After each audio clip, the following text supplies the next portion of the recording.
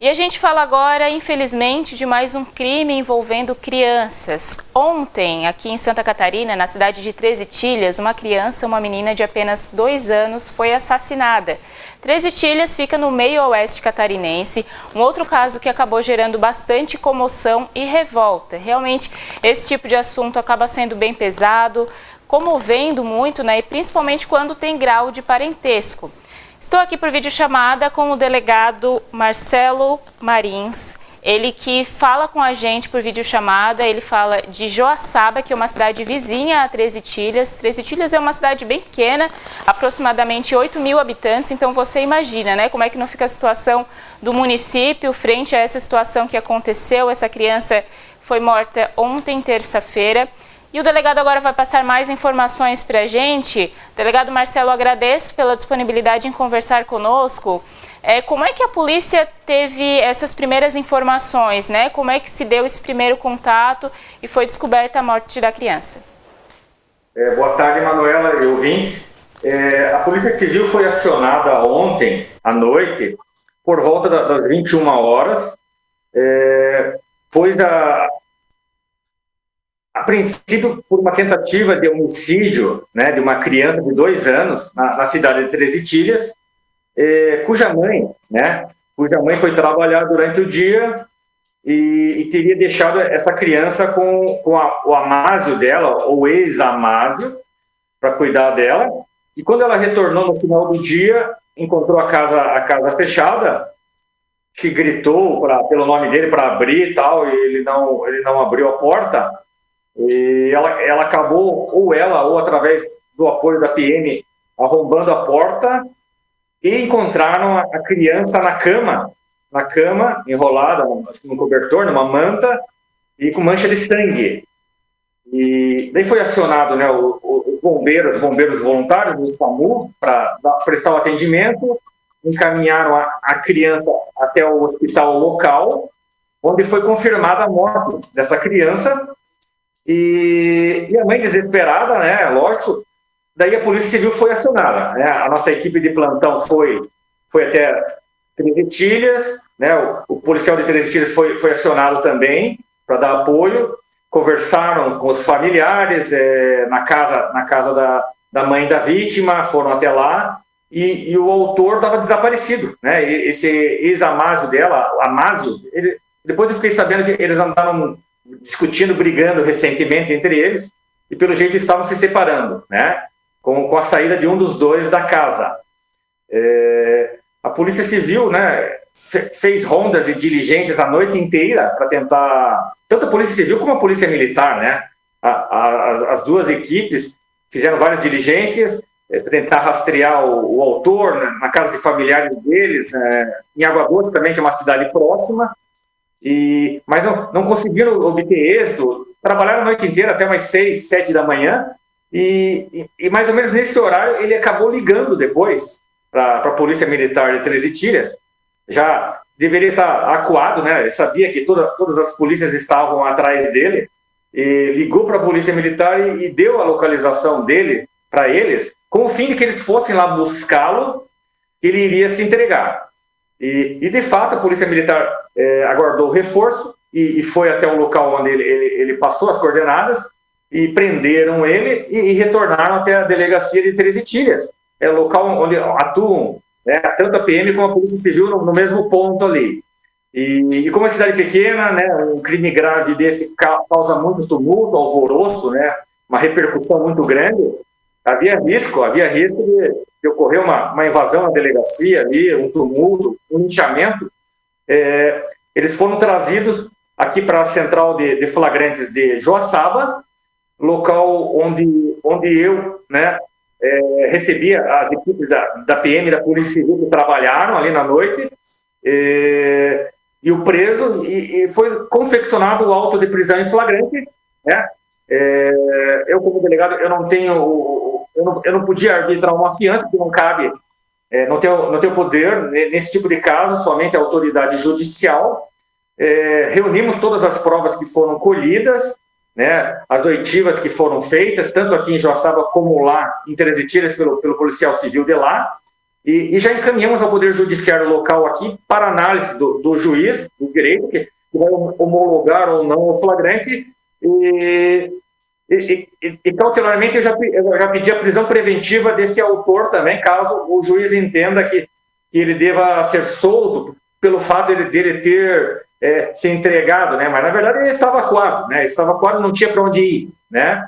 É um crime muito, muito grave, chocante, né? Para uma cidade pequena, pacata como Treze Itilhas, e uma pessoa dessa que faz uma crueldade com uma criança de 2 anos, uma menina, né? Tem que repensar, né, os seus valores. A motivação dele, a princípio,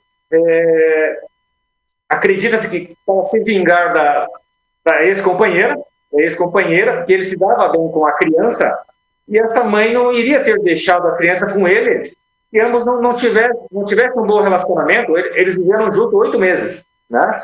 Em resumo, foi essa a história.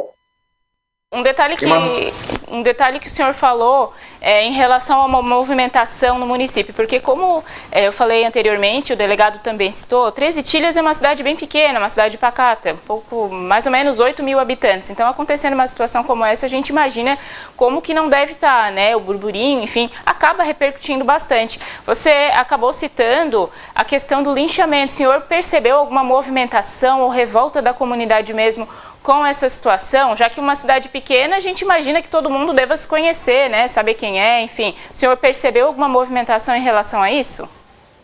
Eu não estava lá, eu estava aqui em Joaçaba, mas estava o nosso representante da Polícia Civil lá, e os 2 policiais militares que foram buscar o autor do crime, que confessou, né, a prática do crime, e depois que eles buscaram ele no local fornecido, eles trouxeram até a delegacia lá de Treze Itilhas, e eles já notaram, começou a chegar parentes da vítima, já notaram uma movimentação anormal, inclusive pelo horário, que era 7h30, 8 da manhã, e a delegacia normalmente só abre às 13 horas da tarde até às 19, é o horário do expediente normal. Então, uma movimentação anormal pelo horário da manhã, possivelmente iriam ter problemas lá, e trouxeram para Joaçaba, porque aqui tem mais segurança, tem mais policiais, né? É uma cidade maior. Resumindo só para o pessoal que está em casa poder entender, né, que o delegado está conversando conosco, então o autor desse crime acabou se entregando à polícia, ele seria o padrasto da menina, ele era o ex-companheiro, enfim, da mãe da menina. Só para a gente entender, delegado, ele morava junto com a mulher ou eles não moravam mais juntos, né? Então seria... Como é que foi essa situação, só para a gente entender? A criança estava junto dele, mas o casal não morava mais junto ou eles ainda moravam, mas estavam em processo de separação? Esse casal ainda estava morando no mesmo endereço, e a mulher, né, deu um ultimato, né, para ele sair da casa, e ontem seria, a princípio, o último dia que ele ia ficar na casa, né? E pelo jeito ele teria, né, até solicitado a ela para ficar com a criança o último dia dele, né? E no final do dia, né, ocorreu esse incidente, quando a mãe tomou conhecimento.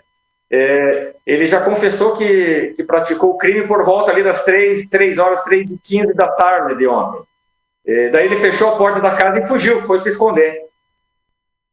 Ou seja, ele ia sair da casa porque ela já queria se separar dele e deu para ele aquela... falou para ele que era para ele sair da casa, pegar as coisas dele e sair da casa.